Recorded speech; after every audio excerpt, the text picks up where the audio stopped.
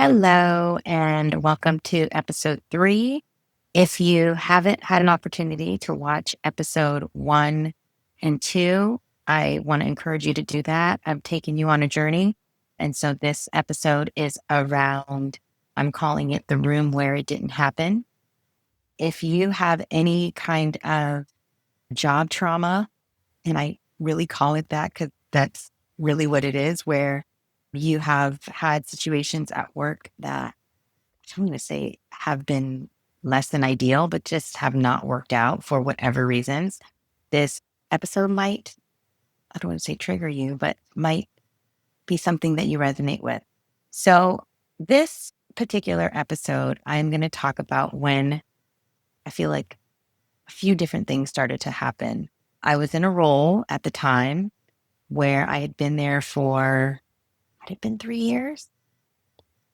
And I started to realize I probably, again, had a manager every year that I was there, a new manager, which there's nothing worse than getting a new manager because there's no actual time where you get to build up any kind of relationship. They literally just did not have an opportunity to get to know you well enough before you ended up getting another person and having to start over. Keep in mind, I was not working out of a headquarter office. So I feel like if you're in a space where decisions and the powers that be make those decisions in an office that you're not in, you already feel like you're in outer space. And then I also just realized working in a predominantly white, male dominated, white female adjacent type of role in industry, I was always going to be somebody who was going to be an outsider. It doesn't matter. It's just what it was. Looking back now, I realize it's just the way of the world.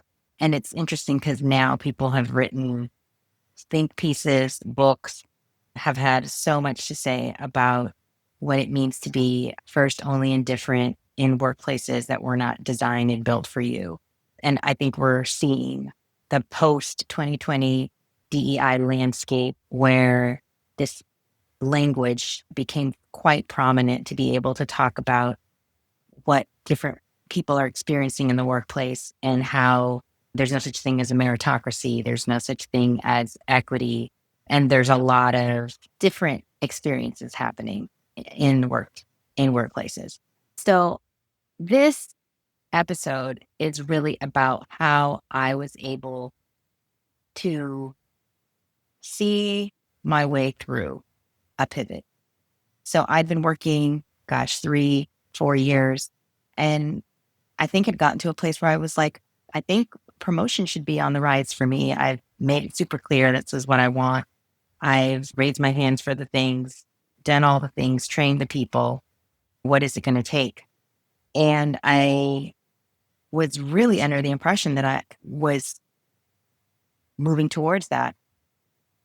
And when it didn't happen, I was heartbroken. I was super sad. I was also just a little kind of angry because I find that when you put your heart and soul into your job, which you should never do, but you give your energy to it, you are very much, it's normal to feel down and upset and disappointed and all of the feelings when things don't work out. But I do remember thinking after that, I don't think I can stay here because I don't think this is ever going to happen for me. And then I started looking at the patterns of other people and realized, oh, they've been here longer than me and they've never been promoted. And so you come to see, oh, it's not even just broken rung, it's just broken organization. It's not even a situation of promotion. It's just, this is not going to happen here because this just doesn't happen for people that look like me. And that, I think, was when I realized I probably wasn't going to have to stay.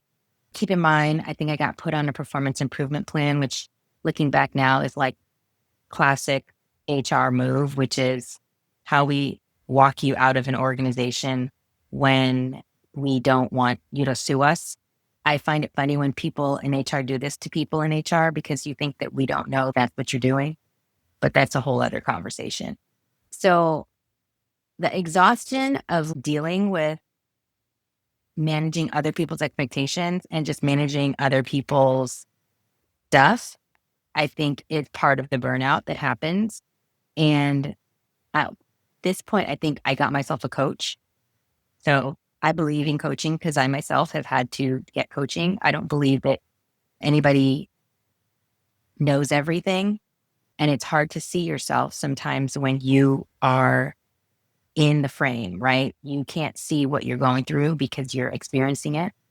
And so getting coached allowed me to remind myself what I was good at, remind myself that this was not a fit, also be able to deal with the situation in a different way. So I wasn't responding in the same way because I was then realizing that this was not a place for me.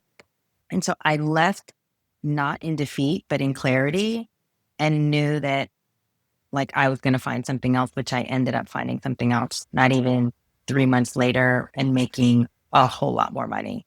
So what I want to encourage people when they're going through these types of things, and you've probably heard this, sometimes rejection is redirection.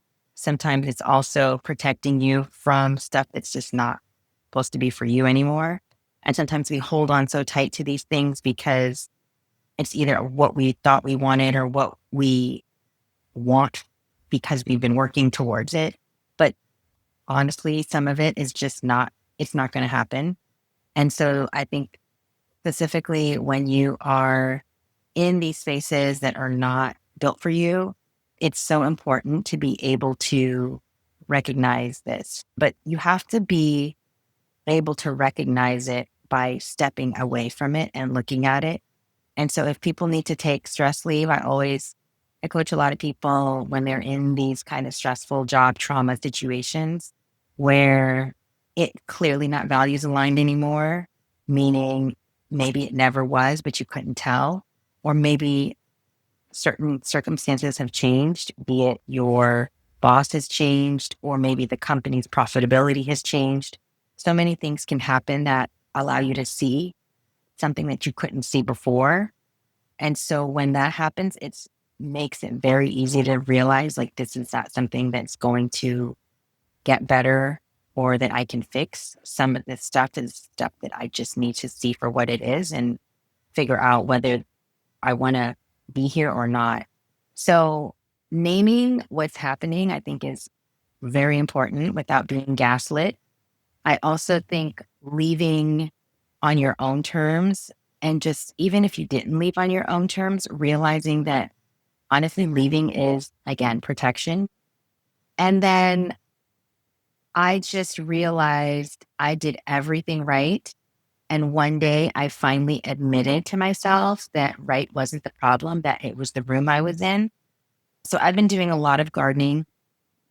And what I've noticed when I do my gardening is that different plants need different things, different levels of sunlight, different levels of watering.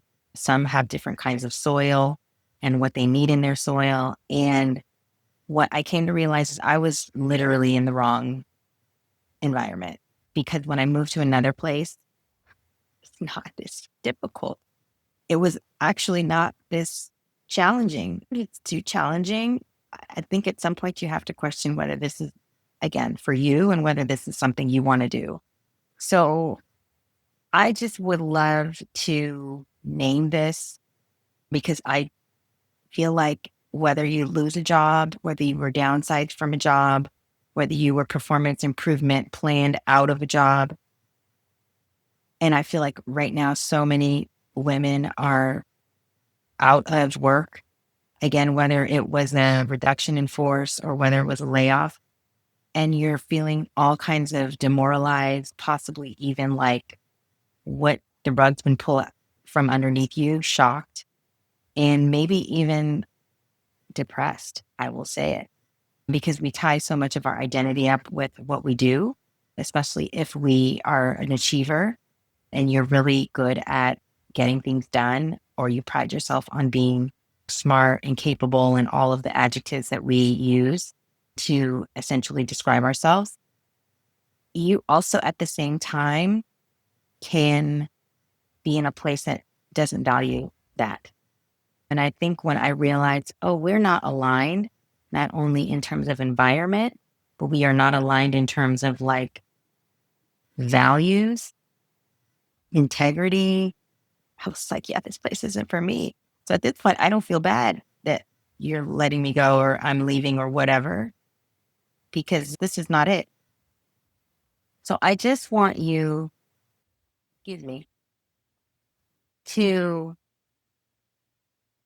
feel like you can say that this is not working and that it not be an indictment on your character or your intelligence or anything like that. And so, have you ever stayed somewhere longer than you should have because you kept thinking it would change? Or worse, have you ever stayed somewhere longer than you should have because you kept thinking you could change? So, that's my question. And I want to encourage you to sit with that, journal with that. If you are in a season of what I call in between, in the meantime, in between time, let me know, because I don't feel as though you should feel sad that it's you. Sometimes the situation's just not a good situation. And if anything, you're being redirected or protected from something going worse. What helped you see the door? What helped you decide that it was time? I would love to hear in the comments. All right. Thank you. Bye.